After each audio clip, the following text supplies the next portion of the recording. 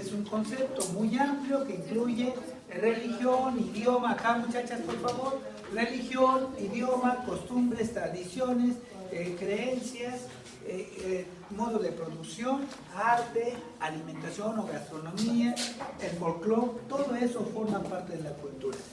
Y tenemos diferentes tipos de cultura. En este caso está la aprendida, que es la más común, la que imitamos de nuestros padres o la que imitamos de la sociedad. Tenemos la transmisible. Los españoles nos aculturaron, nos transmitieron su ideología, incluso la religión. El politeísmo lo convirtieron en monoteísmo. Para todos los países de América Latina, el cristianismo o monoteísmo. Éramos politeístas. Es más, todavía hay algunos rasgos de politeístas, los que creen en la muerte, los que creen en San Judas, los que creen en diferentes advocaciones. Eso no es otra cosa más que politeísmo. Y esta es la transmisible. La satisfactoria, bueno, tiene que ver con la cuestión técnica. La cuestión técnica que se da aquí en las escuelas. Y acá, bueno, aquí viene una formal que se da en la casa, en las familias, la otra informal que se da en las escuelas, y también esta que se da en la sociedad. Tenemos la adaptativa. Bueno, hay una frase que dice más o menos así: al lugar que fueres, haz lo que vieres. Entonces nos tenemos que adaptar. Vengan, el mejor ejemplo son, pues todas ustedes. Traen pantalones las señoritas porque antes se veían muy bonitas con su faldita, pero se tuvieron que adaptar. ¿Por qué? Por la inseguridad, primero. Ahora por la comodidad, es más confortable, supongo, no sé. Sí. Yo nunca he usado falda, así que no sé, pero supongo que los escoceses a lo mejor todavía, ¿verdad? Pero es más cómodo el pantalón. Entonces se van adaptando. Incluso había uniforme para tiempo de frío, ya no. ¿Todavía tiene uniforme? ¿El PAN todavía tiene? ¿Usan PAN? Sí. Ah, bueno. Entonces, cosas como esas se van a adaptar. Tiene que ver con la cultura adaptativa a grandes rasgos. Y tenemos, bueno, la riqueza de los pueblos, de las sociedades, de los grupos humanos, estriba en las diferencias, muchachos. Aquí cada uno de ustedes tiene características diferentes. Sí, lo he podido constatar cuando lanzo preguntas. Algunos tienen el bagaje aquí, ya tiene fijo la respuesta, como pregunté. Los jóvenes normalmente no saben acerca de esta teoría o hipótesis de Lilith, ¿sí? Antes de Eva. Eso tiene que ver también con la cultura, a grandes rasgos. Y otra de las manifestaciones culturales definitivamente lo es la arquitectura, la danza, la gastronomía. La arquitectura ya dice la artesanía, y ya está por aquí la gastronomía. Me falta una más. Bueno, pero ahí están. A grandes rasgos ahí están las diferentes manifestaciones culturales. Ahora sí, les dejo el tema a ustedes. Adelante, muchachos. No, ¿cómo? Yo nada más hice la intrusión. Adelante. Pues como dice el profe, ya explicó todo muy bien. Y pues es que la cultura pues se presenta de muchas formas. Claro. Nuestros amigos o familia nos la van inculcando desde pequeños, o también puedes cambiar de cultura conforme vas creciendo. Esa es formal, es una cultura aprendida formal, que se da en el hogar. Muy bien. Sí.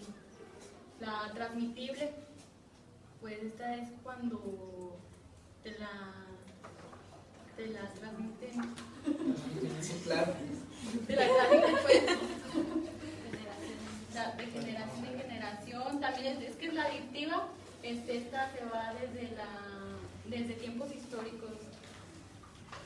Sí, te ayudo un poquito. Fíjate que es adaptativa, está bien, o adaptativa está bien. Es cierto, porque el hombre ha evolucionado, pero todos los grupos humanos se han adaptado a la forma de vivir. Surgieron primero las hordas, que eran grupos de salvajes primitivos, donde las mujeres no tenían ningún derecho. Después vienen las hordas, ¿sí? Vienen los clanes. Ahí se empiezan a diferenciar los grupos humanos entre mujeres y hombres. viene la gente, se respetan ya las mujeres. Cuando surge la tribu, ahí sí ya hay normas y reglas para las mujeres y ya se respetan las mujeres de la tribu por la misma tribu. Pero anteriormente no se respetaban las mujeres de unos con otros. En estado primitivo, salvaje, bárbaro o animal, como quieran llamarlo, el hombre se apareaba, no puedo decir que ni siquiera tenía relación, se apareaba con las hembras, con las crías de sus hembras, es decir, con sus hijas. ¿Cuál es la diferencia de ese hombre primitivo a los hombres, algunos hombres actuales? ¿Cuál? No. La inteligencia en teoría, pero ninguna. Hombres que violan a sus hijas, ¿sí? A niñas pequeñas, aquellos eran animales. Y la inteligencia debería ser esa diferencia. Pero ¿cuál es la diferencia después de haber evolucionado tantos miles? Ninguna, absolutamente. A eso es a lo que voy. Pero bueno, entonces esa cultura se va adaptando en el tiempo y en el espacio, por eso es adaptativa. Y la adaptativa también tiene que ver, pues bueno, con los diferentes grupos humanos. No es lo mismo las sociedades de Occidente o latinas con las europeas del viejo mundo, ¿sí? Hablamos de París hace rato, sí, dijimos París, es real. París es un país muy evolucionado, muy adelantado. Tan adelantado que de ahí surgen las constituciones, las revoluciones liberales a raíz de la Revolución Francesa, surgen las revoluciones liberales del mundo y las independencias iberoamericanas o de Latinoamérica. En París se da por primera vez, antes de esa fecha, del 48, se da por primera vez durante la Revolución Francesa, en el Constituyente de París, se da por primera vez la Carta Constituyente de los Derechos del Hombre y del Ciudadano. Eso fue en 1792 más o menos. Por ahí empezó la Revolución en 1789, termina 10 años después, en el 99. Y tiene que ver con esto. Posteriormente ya los derechos humanos, propiamente después de ahí son trasladados a Washington DC, a los Estados Unidos, y se lleva a la Asamblea de la ONU, donde se declaran formalmente los derechos humanos ya de manera universal. Bueno, entonces esta adaptativa se va adaptando, va evolucionando en el tiempo. Adelante. La autointegradora, pues la cultura también es un símbolo de identidad, pues de la nación, de su país. Cada país tiene diferentes culturas y pues si tú naces en México, pues aquí todos los mexicanos celebramos el Día de Muertos. Ajá, el Día de Muertos. Los Muertos y el Día de la Independencia, que vamos a entrar al mes patrio, después el Día de la Bandera. Y ya que dijiste de la bandera, de las banderas más hermosas del mundo, pues es la nuestra. Uno de los signos, digamos, literariamente elaborados es el nuestro, pero es muy trágico, porque no cantamos todas las estrofas del himno nacional. Habla de empuñar las armas, habla de montar a caballo, habla de blandir la espada, habla de poner tu pecho antes de que mancillen a tu bandera. Entonces, es un tanto sangriento, pero es muy hermoso. Y una de las, la música más hermosa de los himnos de los diferentes países es precisamente la marsellesa, que promueve, que proclama los valores universales: libertad, igualdad, fraternidad. Esas fueron las voces de los franceses durante la Revolución Francesa: libertad, igualdad, fraternidad. Y ese es un sentido de identidad. Véase cómo el presidente Trump, con todas sus locuras, tiene tantos seguidores. ¿Por qué? Porque están identificados, se sienten ellos como una raza superior en nuestro continente. Tiene muchos seguidores, es menos que la mitad, pero tiene muchos seguidores. Y tiene que ver con lo que acaba de decir su compañera. Adelante. La satisfactoria es un medio para satisfacer según las necesidades de una sociedad. Cada persona puede elegir la cultura que desee, que más le convenga. Pues también, si unas personas quieren ser católicas, bueno, católicas, y si se quieren cambiar a cristianas, pues sí se pueden cambiar. Fíjate que esa parte es muy interesante. ¿Por qué? Porque gozamos de un sistema político donde tenemos derechos, se privilegia la libertad, se privilegia la tolerancia. A pesar de ello, qué intolerantes son algunas personas, o somos como país, como ciudadanos de este país. Sí, efectivamente. Yo les voy a hablar sobre las culturas, sí. La danza, la música, la artesanía, la arquitectura, elementos de la diversidad y la gastronomía. Los elementos de la diversidad es el grado de la diversidad y variación cultural, tanto a nivel mundial como en las ciertas áreas en las que existe interacción de diferentes culturas. En la gastronomía se incorpora la manifestación artística. Antes la cocina era artesanía, es por eso que hoy en día hablamos de la gastronomía. En la danza, la propia humanidad nace como en la propia humanidad, fenómeno universal presente en todas las culturas y en todas las razas. Vamos desglosando un poquito. Bien, estamos con la danza y la otra que dijiste. Elementos de la diversidad y Sí, pero ¿gastronomía? Sí. Bien. Muchachos, para el mundo, de México o de América para el mundo, el maíz, el aguacate, el chile, tengo duda, pero de México para el mundo, lo que dije, el tomate, el cacao sí, pero va a Europa y regresa como tal, pero sí el cacao sí, y regresa como tal. El chile sí, ya lo dije, la calabaza. Bueno, eso es en cuanto a la gastronomía. En cuanto a la danza, muchachos, tenemos bailables típicos de cada región, en Jalisco, en Yucatán, claro que sí, y tiene que ver incluso los rituales. La danza se usa los rituales. Recuerdo porque al menos 3 veces bailé la danza de los viejitos. ¿Sí? Con máscaras, y es un ritual, purépecha, tarasco, allá están los tarascos purépechas. Entonces ciertamente, y ya que estamos en la gastronomía, bueno, las especies que vinieron de Asia, que vinieron de África, que vinieron de Europa, son ahora aquí, es un sincretismo de la gastronomía, pero de aquí también para el mundo, el nopal. Ahora resulta que en Asia dicen que tienen la patente del tequila. No es cierto, que la patente del nopal no. Lo que sucede es que en Asia el nopal lo industrializan de tal forma que le dan una gran variedad de usos, no como nosotros solamente. El nopal, muchachos, tiene muchas aplicaciones. Un melón, lo que representa allá en Asia, un melón, lo que vale un melón, ¿sí? Los europeos, cuando van los americanos a Europa, se llevan chiles, no están acostumbrados al chile.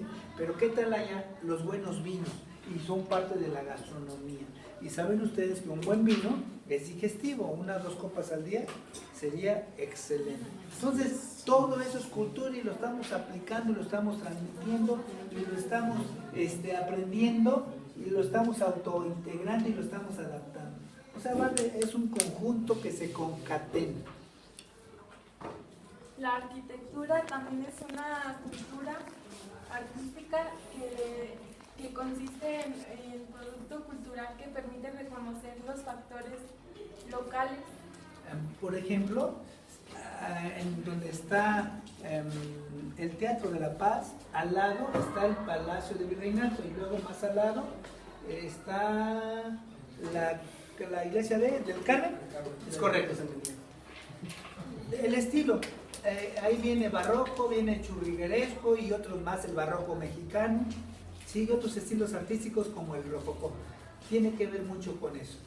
Vayamos a la Basílica de Guadalupe. Ahora tiene un estilo neomodernista, la nueva basílica, pero la anterior, la vieja basílica, a esa pues no entraron ninguno de ustedes, ni sus papás siquiera entraron ahí. Yo sí entré muchas veces. ¿Sí? Entonces, vean cómo cambian los estilos, la arquitectura tiene que ver. ¿Por qué? Porque venía el estilo, la influencia europea del estilo barroco del siglo XVII que se implementó aquí en México. otros edificios tienen el de Correos, otros el de la Máscara, otros monumentos, por decirlo, la caja del agua, ¿me lo hubieras traído? ¿No la trajiste? La caja del agua es simbólica del estado de San Luis Potosí, que fue mandada a armar por Ildefonso Díaz de León, que fue el primer gobernador de San Luis Potosí. ¿Sí lo saben? Sí. ¿Que fue Ildefonso Díaz de León su primer gobernador? Sí. Sabe todo. Excelente, excelente, hijo. Fue Ildefonso Díaz de León. Antes de llegar a la caja de agua, había dos depósitos, uno allá donde está la Cruz Roja. Uno donde está la no. De hecho, actualmente están los tres. No, hombre, ya. Adelante. De hecho, hay tres que, bueno, la caja real, la caja del agua, perdón, que está al inicio de la Casa de Guadalupe, es la más reciente. Sí. Las dos que mencionó usted, sí, están una a la mitad y otra cerca de la Basílica Menor de Guadalupe. Que sería el santuario. Exactamente. Que sería el santuario. ¿Y de dónde viene? ¿No saben de dónde viene ese aguaje? Del aguaje o de la cañada. ¿Qué es el aguaje? ¿Por qué aguaje? Lugar que acumula o recepciona el agua. Por eso esa zona se inunda fácilmente, porque no la diseñaron en una parte alta, era un aguaje. Si caía el agua de la cañada del Lobo, pues debieron construirla en una parte alta. Sí, efectivamente. Entonces tiene que ver con la arquitectura. Ya que hablamos de arquitectura, ahí tenemos también a Cristóbal Colón, ¿es correcto? Un poquito de la caja del agua enseguida. Sí. Muy bien. ¿Qué nos puedes decir de la iglesia del Carmen? Bueno, yo te dije de... No, hombre, de la iglesia del Carmen. Bueno, ¿cómo qué quiere que le explique? No. Genérico. Bueno, pues es que... Bueno, pues es... Yo vengo de Estados Unidos. La iglesia del Carmen, los potosinos, es igual de cultura, sí, lo conocemos como la iglesia del Carmen o el templo del Carmen, pero en realidad ese no es su nombre. Su nombre es el templo de San Elías, que es el santo al cual les ha dedicado. Así es. Este templo es de un estilo ultra churrigueresco, que es el barroco, pero muy exagerado. Y es eso. El churrigueresco es un barroco exagerado. Y se lo podemos ver por la ornamentación. Miren la catedral de ustedes, ¿sí? En sus puertas tiene ese churrigueresco, es exagerado. En eso consiste. Hay otro, el barroco mexicano, ¿verdad? El barroco mexicano que fue artesanal y fue aplicado por los ebanistas, los de la madera. ¿Ebanistas? Sí, correcto, gracias. Y por los ebanistas, Lucía, vean cómo están los retablos, donde está el Cristo, unos retablos bellamente armados. Parece cosa del otro mundo, pero está sumamente hermoso. Bueno, eso es en cuanto al Carmen. En cuanto a Palacio de Gobierno, fue iniciado desde el siglo, en tiempos de 19 antes de la Revolución. Viene la Revolución, se suspende, termina la Revolución y otra vez retoman los trabajos. O sea, que abarcó casi un siglo la construcción de Palacio de Gobierno. Y voy a otra cosa, aquí sí, a ver si es cierto. Te voy a la prueba de fuego. La Catedral Metropolitana de la Ciudad de México, ¿quién la mandó a hacer y cuánto tiempo duró? Órale pues. No sé quién, no recuerdo quién la mandó. Hernán Cortés para su hijo Martín. Pero Hernán Cortés lo regresaron a su tierra, España, quedó allá confinado. Ya no disfrutó su hijo Martín porque se construyó después, empezó a construirse, ya había muerto Hernán Cortés en 1572, tardó siglos en construirse. Es una joya arquitectónica. Vaya, sobre todo los invito a que conozcan el órgano que nos regalaron de Europa, me parece que fue de Holanda. Gracias, hijos. De Holanda es un órgano, tiene unos sonidos. Miren, muchachos, los sonidos de ese órgano no es por nada. Hagan de cuenta que el mayor es esta fila y tiene una desembocadura así, el órgano. Y luego más pequeños, como estas que tienen más pequeños, ¿cómo se llaman? Armónicas. Sí. No, estas son las. No. Clarinetes. No. Bueno, o sea, esto tiene este diámetro, luego el otro este. De Holanda. Es una joya arquitectónica. Vayan al sótano, ¿sí? Para que vean la creación, lo que existe ahí. No se los platico. Y por último, la campana. Parece ser que esa campana inicialmente se la trajeron a de Dolores para la catedral y luego de la catedral la pasaron a Palacio Nacional. Sí. Es la de Dolores Hidalgo. Oye, hijo, pues enhorabuena. De hecho, bueno, ¿por qué no le dijiste ese cambio? Bueno, de hecho, usted como mencionó de la catedral, haciendo promoción, ¿no? Sí. Como usted mencionó de la catedral, que era una joya, también esta catedral metropolitana es única en todo el mundo. Más que nada porque tiene 24 apóstoles. 12 apóstoles de mármol de Carrara y 12 apóstoles de cantera rosa. Y la simbología que está en la iglesia del Carmen tiene mucho que ver con el grupo, ¿cuál grupo secreto? Con la masonería. Ahí se inicia uno en la masonería interpretando lo que hay en la catedral de la iglesia. No, pues es que sí, bueno, sí tiene mucho que ver eso de la simbología, ahora sí, en cualquier lugar, y nos sirve para saber estar así, qué es la historia que tiene este edificio. ¿Esto qué se llama? Cultura, es cultura integradora, cultura transmisible, cultura adaptativa y nos falta otra, aprendida. Y cultura aprendida. No es más que ese. ¿Qué tiempo tenemos, muchachos? Faltan 6 minutos. Bueno, me hiciste nuevamente, pero ya nos quedamos aquí. Pueden sentar, déjenme platicar con su compañero. Tú síguele, vete de regreso. ¿Quién le sigo? Cuéntanos de los túneles de San Luis. No, hombre, a ver. Date de lectura de la catedral.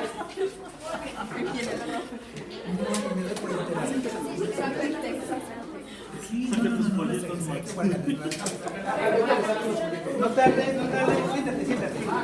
Bien, vamos a quitar esto porque le da más. Bien. Hablemos pues de San Luis. ¿Podemos remontarnos a su fundación? Bien. La ciudad originalmente, se iba a fundar en 1588. Pero resulta que esa fue una idea creo, de Juan de Oñate y de Caldera. ¿Sí? Sí, de hecho, con el 1588 es cuando llega el capitán Miguel Caldera junto con los franciscanos. Ellos ya pensaban en la fundación de San Luis, pero pues por diversas cuestiones no se pudo. Entonces ya después fueron explorando las minas y fue que después el Cerro de San Pedro. Pero para las minas y el Cerro de San Pedro tienen la siguiente anécdota. Fue Pedro de Anda, por eso se llama Cerro de San Pedro, porque fue Pedro de Anda, el soldado, que vino a investigar y lo primero que vio fue un boquete y se le conoce como la descubridora. ¿Por qué la descubridora? Porque él la descubrió, ¿verdad? ¿Por qué San Pedro? Porque fue Pedro de Anda. ¿Por qué San Luis Potosí? Porque fueron de aquí estos personajes a la Ciudad de México. Estaba don Luis de Velasco, el virrey de la Nueva España, ¿sí? Y ellos encontraron que las minas del San Pedro tenían una gran riqueza y un parecido con las mejores minas que había en ese entonces, que eran las de Bolivia. El Potosí está, en Perú. Anteriormente estaba en Perú, pero actualmente ya por la delimitación sí. Actualmente ya está en... Bueno, entonces, el Potosí, porque eran ricas en oro y plata. Anteriormente, en la época, préstenme una moneda, por favor, en la época colonial, nos estamos remontando hacia 500 años, sí, cuando alguien se refería a una muchacha, oye, ¿y qué tal la dama? ¿Por qué no le hablaban de muchachas, verdad? El castellano de aquel entonces. Y sacaban una moneda y hacían esto. Mi dama, mi enamorada, mi hermosa, o mi inspiración, vale un potosí.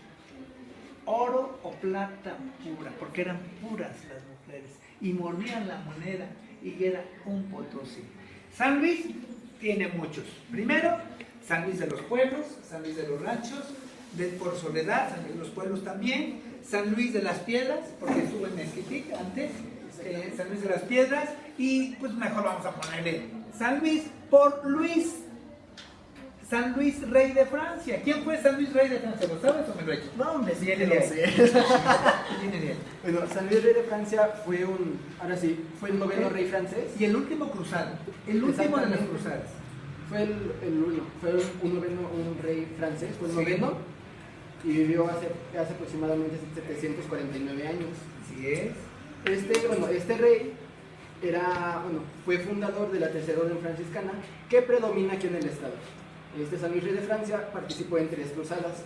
En la primera sale victorioso, en la segunda cae preso, en la tercera muere a causa de la peste negra. Y antes de morir, cuando salió victorioso, a todos los heridos que los pasaba por armas, primero los mandaba a sus ejércitos a cruzarlos con espada. Y después, ¿qué crees que hacía este cuate? Los sanaba, iba, los curaba. ¿Cómo están? Los atendía, que la agüita, que el platito, que una maderita.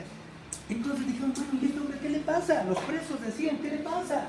Pues él nos mandó asesinar, nos mandó devastar, y ahora nos atiende. Y creo que generó tal la expectación de la población que era un hombre bondadoso. Y lo hicieron santo.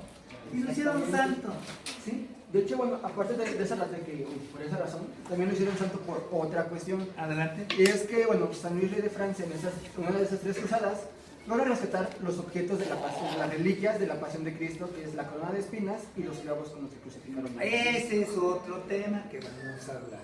Pero vamos a concluir entonces San Luis, que por cierto, antier fue santo patrono, por eso la fiesta es de San Luis Rey de Francia.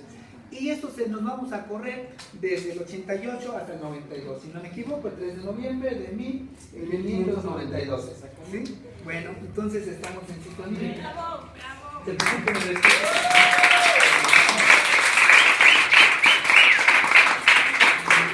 Y esto es cultura. La cultura está por encima del conocimiento específico de una materia.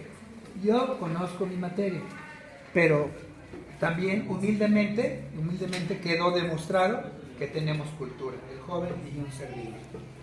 Gracias, muchachos, los veo la próxima.